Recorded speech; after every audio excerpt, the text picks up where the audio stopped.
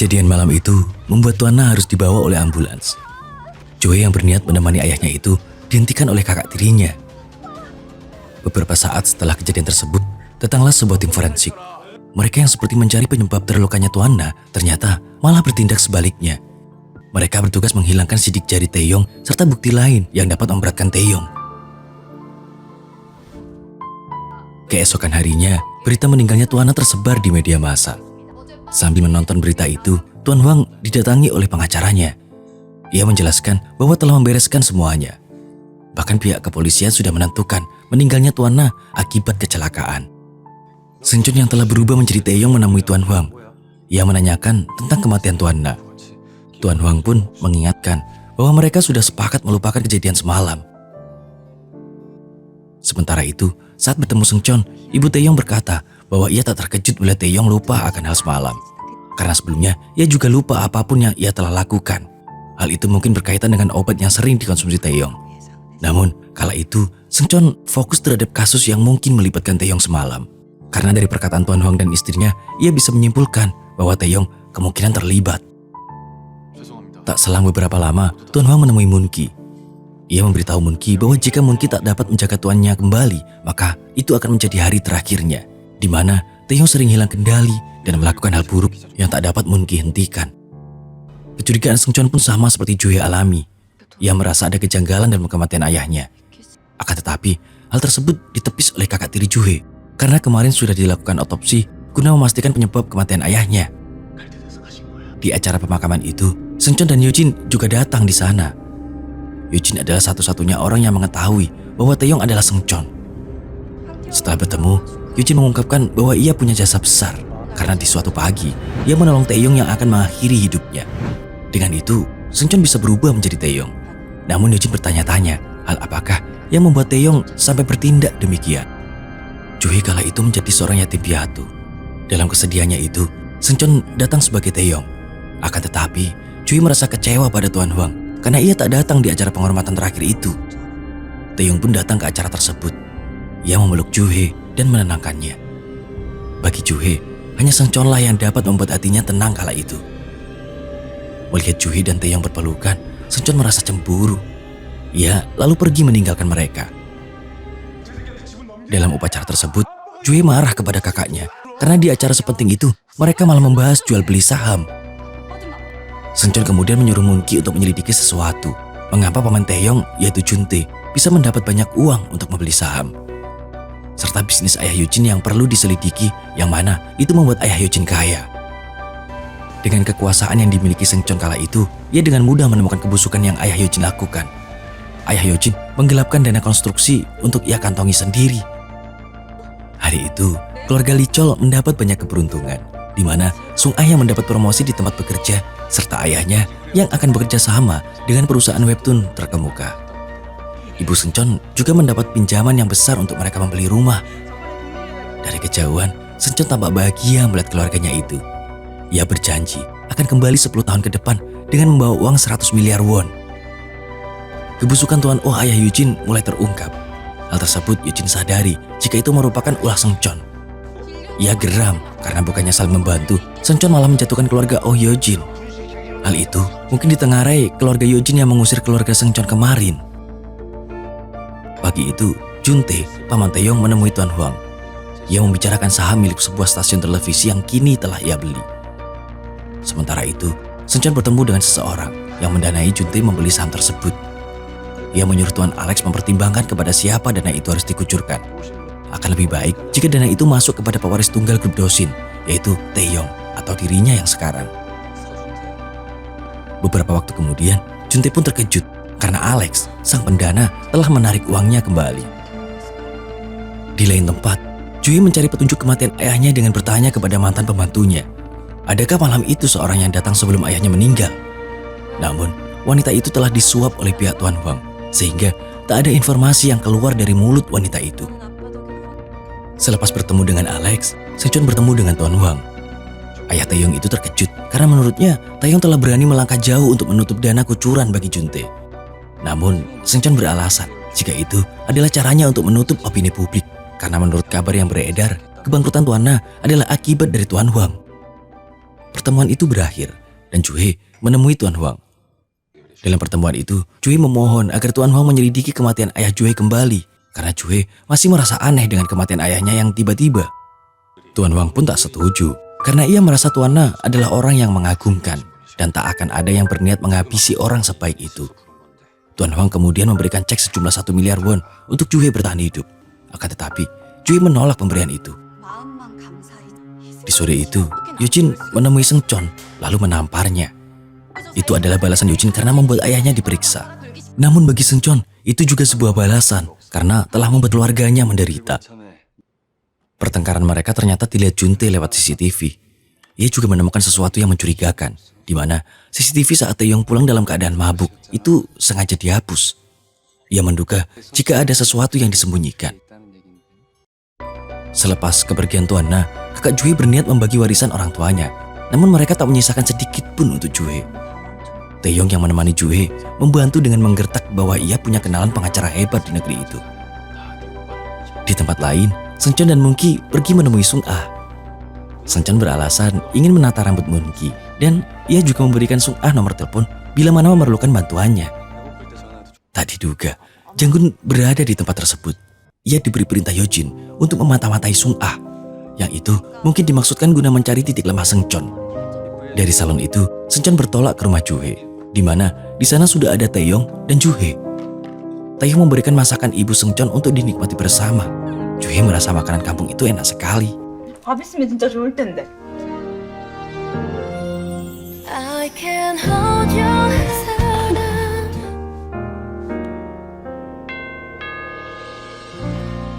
Seng Chon yang baru datang juga makan dengan lahap. Dalam jamuan itu, Seng Chon menjelaskan bahwa Juhe harus merelakan warisannya. Itu karena Tuan Na mempunyai hutang yang sangat banyak.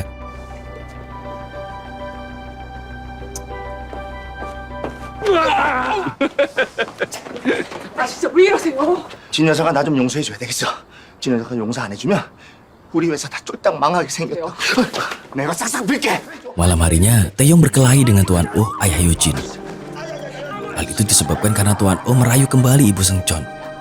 Tuan Oh juga menyebutkan bahwa ibu Seng Chon pernah pergi dengannya. Ia pun kemudian melarikan diri dan disusul oleh Taeyong yang mengambil alih mobilnya untuk diberi pelajaran.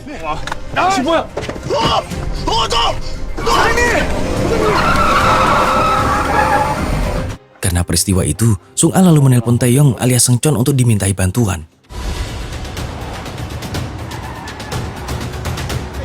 이러다가 너랑 나랑 둘 다 골로 가는 수가 있어. 살려줘. 제발. 제발 살려줘. Seng Chon kemudian berhasil menghentikan mobil yang dikemudikan oleh Taeyong. Ia mencoba bernegosiasi dengan Tuan Oh agar tak membawa kekerasan itu ke jalur hukum. Karena hal itu, Seng Chon kemudian memarahi Taeyong agar Taeyong tak membuat masalah karena orang miskin akan selalu kalah. Namun Taeyong berpendapat jika menjadi orang miskin tidaklah salah. Ia hanya ingin melindungi ibunya, itu saja.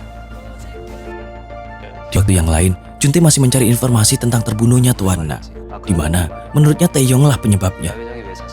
Setelah mendapatkan bukti yang cukup, Junte menemui Seng Chon dan melontarkan banyak pertanyaan.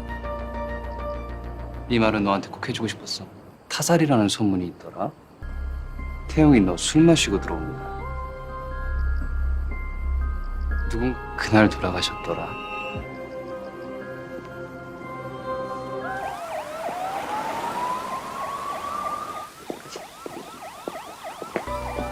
Malam itu, rumah Tuan Huang didatangi polisi untuk menangkap Taeyong dengan tuduhan pembunuhan Tuan Na.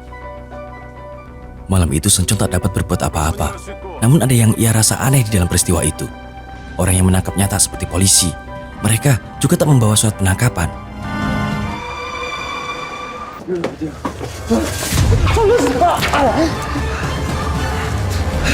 Setelah beberapa waktu, Seng Chon tiba di suatu tempat. Dan ternyata itu adalah rencana Junte, di mana ia memasukkan Taeyong ke dalam grup elit bernama Amicus. Di sana juga ada wajah yang tak asing bagi Seng Chon, yaitu Yojin dan Geng Janggun. Saat bertemu Yojin, ia pun menceritakan tentang Amicus. Grup tersebut terdiri dari konglomerat, juga selebritis. Mereka dalam grup itu tak hanya bersenang-senang, mereka bersama melindungi aset budaya, bekerja sukarela, dan juga menyalurkan hobinya. namun keahlian mereka sebenarnya adalah bermain saham serta penjualan tanah. Menjelang tengah malam, Seungcheon berpamitan untuk bertemu seseorang. Sebelum ia pergi, Juntae memberikan minuman yang dicampur obat tidur. Juntae berencana mengorek informasi tentang kematian Tuan Na. Dan tak sengaja, Yojin mendengar pembicaraan tersebut, yang mana Juntae menuduh keponakannya itu membunuh Tuan Na. Jelas saja Seungcheon tak mengakui hal tersebut. Dalam keadaannya yang mabuk, Seungcheon mengaku bahwa ia bukan Taeyong melainkan Seungcheon.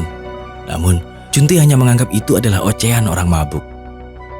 Di malam yang sama, Taeyong menemui Juhye, dan secara tak sengaja, Taeyong melihat foto Tuan Na. Taeyong kala itu merasa ada gejolak aneh dalam dirinya.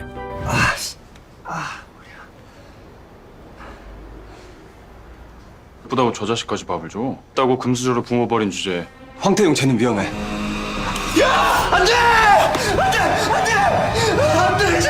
Keesokan pagi, Seungcheon terbangun dari mimpi buruk yang ia alami, di mana Taeyong tega menghabisi orang yang disayangi Seungcheon. Ia mempertanyakan apakah mungkin Taeyong adalah seorang psikopat. Hal itu kemudian ia tanyakan kepada Moon-ki, bagaimana sifat tuannya selama ini. Moon-ki pun menjelaskan bahwa Taeyong adalah orang yang keras kepala dan menyebalkan. Namun ia juga mempunyai sifat penyayang dan baik hati. Taeyong juga akan panik jika melihat darah. Keesokan pagi, Yojin menemui Tuan Hwang untuk menceritakan perlakuan Juntae pada Taeyong. Ia mencoba mempengaruhi Tuan Hwang bahwa Juntae dapat berpengaruh buruk pada Taeyong. Tuan Hwang pun mengerti, namun ia menganggap kedatangan Yojin pasti ada maksud lain. Benar saja, kedatangan Yojin adalah untuk menjalin hubungan dan pertunangan dengan Taeyong. Di lain pihak, Seungcheon mendatangi Taeyong. Ia mencoba menyulut amarah Taeyong guna mengorek informasi. Dalam pergulatan itu, Seungcheon menyimpulkan bahwa Taeyong mungkin bukan pembunuh Tuan Na karena ia tak mahir dalam bela diri. Dan juga Taeyong sering membantu pelanggan di market tempat ia bekerja. Taeyong juga pernah mencoba menyelamatkannya saat akan terjatuh ke dalam danau. 아무리 생각해도 황태용은 사람을 죽일 놈이가 아니야. 여보, 매형 일찍 태어나셨네요? Di rumah Tuan Hwang, Juntae tengah diajar oleh Tuan Hwang. Hal itu karena kemarin ia telah memperlakukan Taeyong dengan buruk. Dengan sekuat tenaga, istri Tuan Hwang melerainya. Namun Tuan Hwang malah menuduh istrinya itu akan merebut harta grup Dosin dengan bersekongkol dengan Juntae.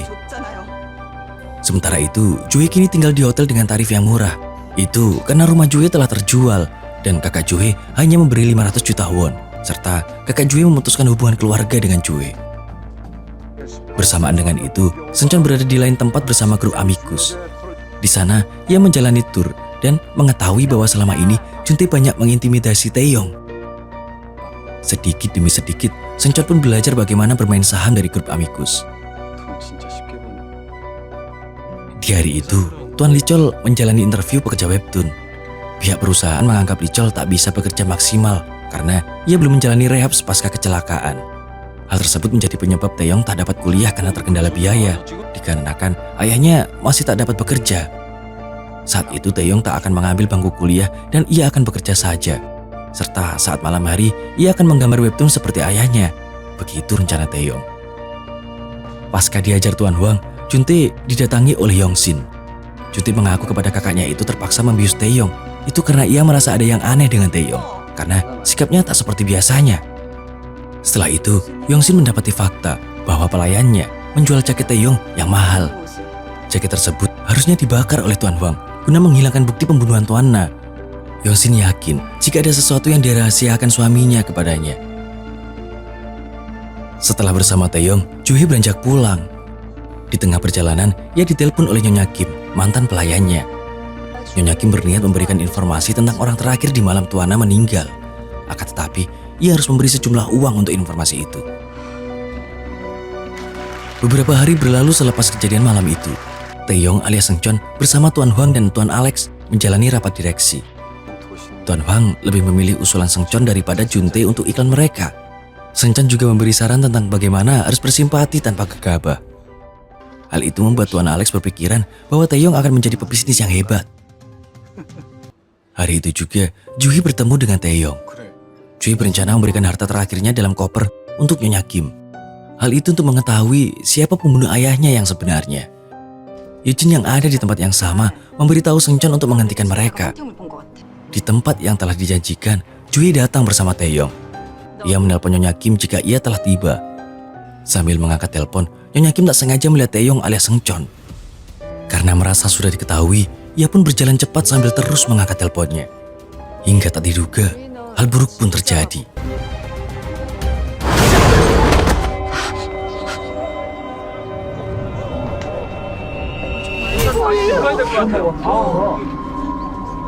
Kejadian itu membuat Nyonya Kim meninggal dan tak sempat memberitahu Jue siapa orang di malam itu. Seungcheon pun berpikiran jika meninggalnya Nyonya Kim bukan sebuah kebetulan, melainkan sebuah rencana untuk menghilangkan bukti pembunuhan. Di kala itu, Taeyong mengalami serangan panik kembali saat melihat tubuh Nyonya Kim yang bersimbah darah. Jue pun kehilangan tas yang berisi uang karena ia terlalu fokus oleh kejadian itu. Sementara itu, Yongsin menemukan fakta bahwa ceceran darah di jaket Taeyong identik dengan darah Tuan Na. Setelah diberitahu oleh Yongsin, Juntae lalu pergi menemui Tuan Huang. Ia memberikan fakta itu serta berkata dengan nada ancaman.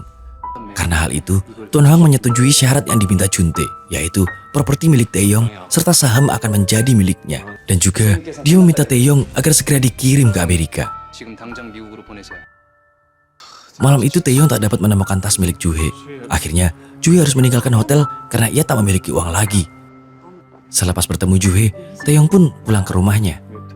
Sesampainya di sana, Taeyong tak sengaja melihat kesedihan ibu dan ayahnya. Mereka tak mempunyai uang untuk merehabilitasi tangan licol. Taeyong pun merasa semakin sedih. Dalam pikiran Taeyong, seandainya saja ia bisa hidup seperti Wang Taeyong, maka kesulitan keuangan mungkin tak akan pernah mereka hadapi. Saat itu Tuan Alex menelpon Taeyong. Ia menawarkan cara cepat mendapatkan uang. Sementara itu, di rumah Tuan Huang, Seungcheon dihajar oleh Juntae. Tuan Huang kala itu tak dapat melindungi Taeyong lagi. Juntae mengajar Taeyong seperti masa kecil Taeyong dulu, yaitu ketika ia berada di Amerika. Kala itu, Taeyong dijadikan kambing hitam oleh Juntae, yaitu peristiwa penembakan yang membuat ia trauma.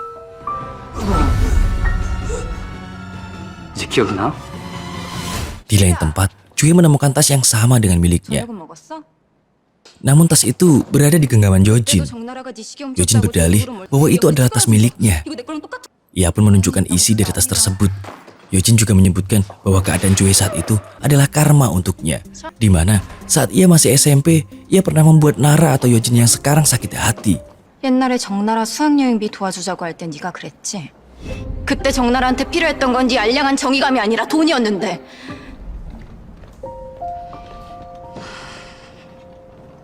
Tas itu sebenarnya adalah tas Jue. Demi membalaskan dendam, Yojin memberikan uang sebanyak itu kepada gelandangan di jalan.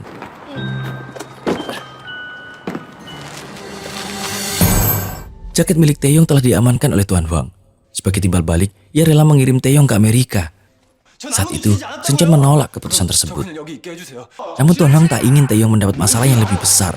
Apalagi saat itu semua saham telah dipegang oleh Juntae. Hari sebelum keberangkatan, Seungcheon melihat satu majalah di tempatnya.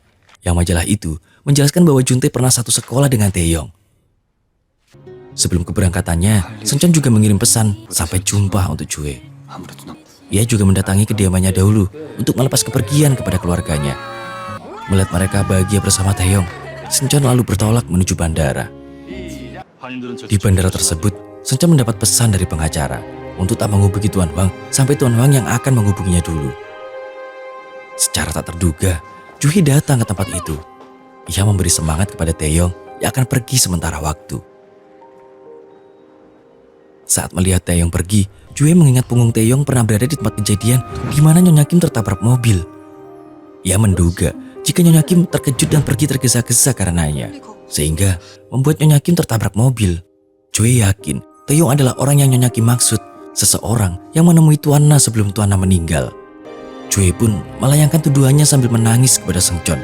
Akan tetapi, Seungcheon menjelaskan bahwa ia bukanlah pembunuh Tuan Na. 네가 우리 아빠 죽였니? 대표님 가셔야 됩니다. 네가 우리 아빠